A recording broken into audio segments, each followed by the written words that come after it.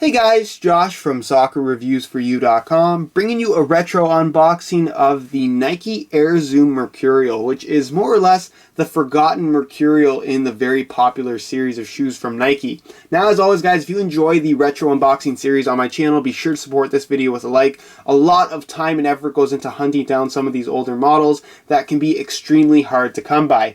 Now, as you can see, it comes in a Nike Alpha Project box. Here is a look at the official Nike Alpha Project logo. Basically what the Alpha Project was Nike's version of the Elite series in the early 2000s. So it was considered to be the cream of the crop when it comes to their performance models across all sports, not just soccer. Now, as you guys can see, here is a look at the label on the box. It's officially listed as the Nike Air Zoom Mercurial VT. VT referring to the stud pattern, which on its own is very unique. The pair I have here is a size 10 US, so they are pretty big on me actually. So I'm not going to be doing an on-feet portion to this video just because they are two sizes too big and it just doesn't really look right. Here is the colorway: black, pearl white, and metallic copper. And for those of you interested, this particular pair is made in China, which is somewhat unusual because all of the other high-end Mercurials made at this point in time, I believe, were made in Italy.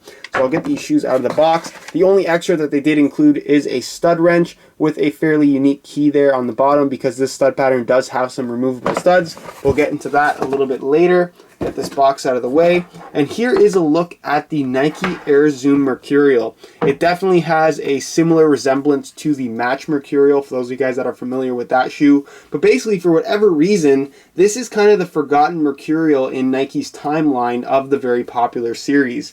Now, the Mercurial series originally started in 1998 with the original Mercurial. It was the first ever synthetic soccer shoe, followed by the Match Mercurial, which was in 1999, early 2000s. And then in 2001, they came out with the Nike Air Zoom Mercurial, which is what I have right here in my hand. You can see it actually has Zoom Air at the bottom, which is highly unusual for a soccer shoe in the forefoot as opposed to in the heel, which is where normally back when Nike was implementing Zoom Air in their shoes, it was almost always in the heel. And then, of course, in 2002, Nike launched the Mercurial Vapor 1, which kicked off kind of the very, very popular Vapor series that is still probably the most popular high-end shoe even to this day. They're obviously on the Vapor 9 model at this point in time. So this shoe is now 12 years old, and for whatever reason, it is a forgotten Mercurial in their timeline. For those of you guys that remember, a couple months ago anyways, Nike released the MVXV, kind of paying tribute to the 15th anniversary of the Mercurial series, and they put out this kind of timeline of the Mercurial series as a whole, starting with the 1998 Mercurial, then the Match Mercurial, and then they just skip the shoe and go to the Mercurial Vapor 1. And it's kind of weird that they would skip a single Mercurial, but to me, even myself, I'm really kind of into soccer shoes, and this is one of those shoes that when I saw it online, I knew that I had to order it just because I was super unfamiliar as to what it was. And just there's very little information on this shoe online. And you have to consider too, everything that I'm telling you guys about this shoe in this video is really down to doing some research. And at the time of this shoe's release, I was about 7 or 8 years old.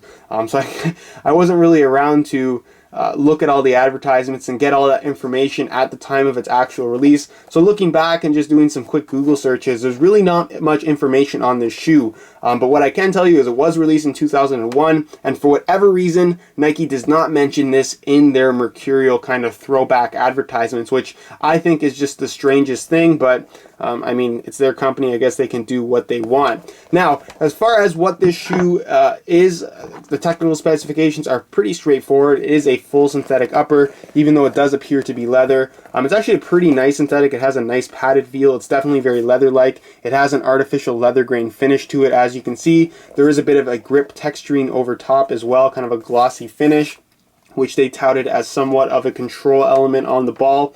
And then the synthetic itself is called KNG 100.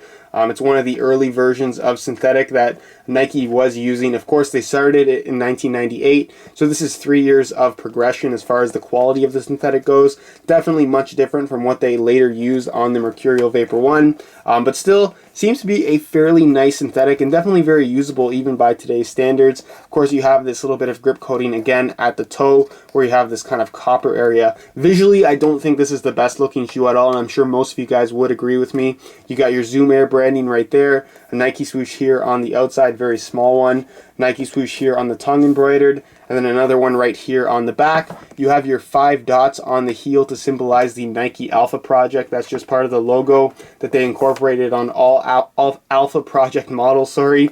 And then on the bottom of the sole plate, you can see that the stud pattern is very, very unique. But moving back up to the upper, you do have a central lacing system, and then of course a mesh tongue, which is very thin, and to me just doesn't feel all that great in terms of quality. You can see that the cut of this shoe is not low cut at all, as you would expect from most Mercurial shoes, and it isn't particularly lightweight either, so keep that in mind. Actually, going to give you guys a quick look at the insole as well. It is fully removable. You got your mesh liner on top, your 5 dots for the Nike Alpha Project branding, and then it's pretty much just your standard foam with a pour-on insert in the heel, as well as a pour-on insert in the forefoot and big toe area, which to me seems really good. You got a nice amount of pour-on right there, so the cushioning that you're going to get out of this insole is really, really good. Not to mention that the sole plate actually has Zoom Air. So I didn't really want to remove the sticker there. That's the original sticker. It's been there for 12 years. I figure it should be there for another 12 at least. But this is the sole plate itself. It's made out of a plastic material. And then what's unique about this sole plate is you have Zoom Air. You can see the branding. This one says Zoom, this one says Air, right at the tip of the toe and then right at the base of the forefoot. Now Zoom Air is a cushioning system that Nike still uses to this day. And to give you guys an example of what Zoom Air is, here is a Nike LeBron 10 Elite. It's a basketball shoe. And you can see that the bubble on this shoe is essentially a very large version of Zoom Air. So you can see there's these little fibers in there that kind of make some tension in this kind of very small air bubble or air pocket. And what you see in this shoe is exactly what you see in the Zoom Air on this shoe, just in a much smaller, much kind of more compressed version.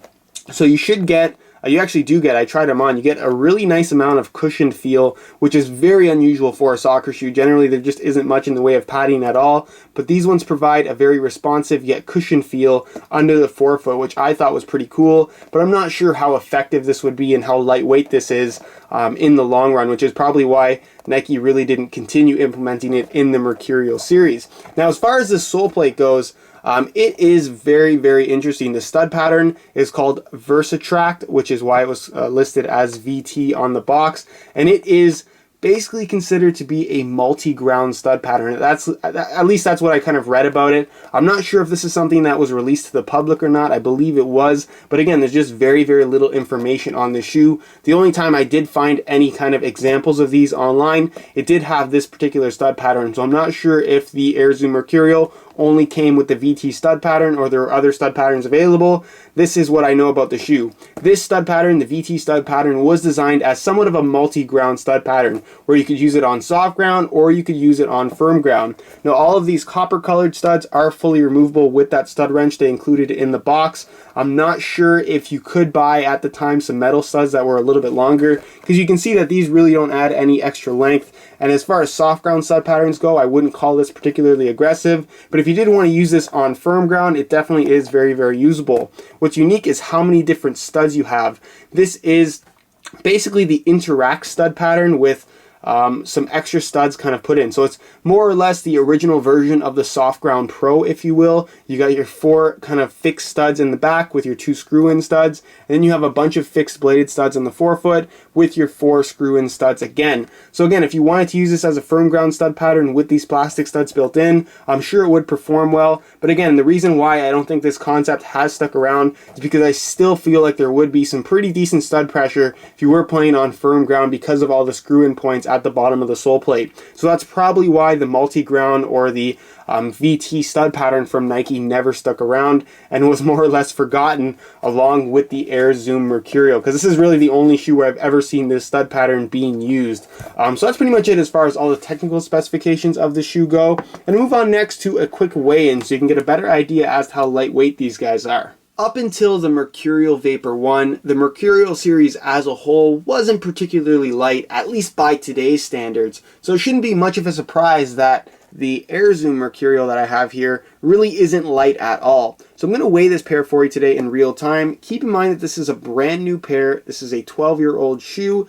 and it's a size 10 US. So I'm going to throw it on the scale, and you can see that these guys weigh in at a fairly hefty 11.95 ounces. So they're pretty much right on that 12-ounce mark, which is by today's standards a fairly heavy shoe. I recently did an unboxing of a Pantofolodoro model, which weighed in actually a little bit less than the Nike Air Zoom Mercurial that I have here. So again, this is not lightweight by any means. And is it wearable by today's standards? Of course, you could wear it, but it definitely does have some added weight to it, especially if compared to a modern day Mercurial Vapor. So that's pretty much it as far as the weigh-in portion of this video goes, and move on to my final thoughts. Alright guys, that's it for my retro unboxing of the Nike Air Zoom Mercurial. To me, this is one of the most unique shoes in my collection, one being because it is relatively rare and that it's 12 years old, and two being because it's the forgotten Mercurial in what is arguably the most popular line of soccer shoes ever to exist. I still don't know why Nike wouldn't include this in the Mercurial timeline that they recently put out, and I'm just very curious as to why there isn't much information on this shoe altogether on the internet. So if you guys do know anything else about this particular shoe, perhaps you were around and remember the original release of this shoe, if you were old enough of course, be sure to leave a comment down below. You can shoot me off a personal message. I'd be very curious to learn any extra information about this shoe that I possibly can. If you guys do have any questions about this shoe as well, feel free to leave a comment down below, and if I can answer it, I definitely will get an answer out to you. If you enjoyed today's video, be sure to support it with a like. Be sure to check out any of the other retro unboxings that I have on my channel. I'll leave a couple of different annotations on screen to a wide variety of different older shoes, whether it be older Mercurials, older Preds, older F50s, some older Puma stuff. There's lots and lots to see, so be sure to go ahead and click those annotations if you do want to see some more retro unboxings. Other than that guys, subscribe if you haven't already for daily videos on all the latest soccer gear. You can find all of my social media information down below in the description. And other than that guys, hope you enjoyed today's video, and as always, thanks for watching.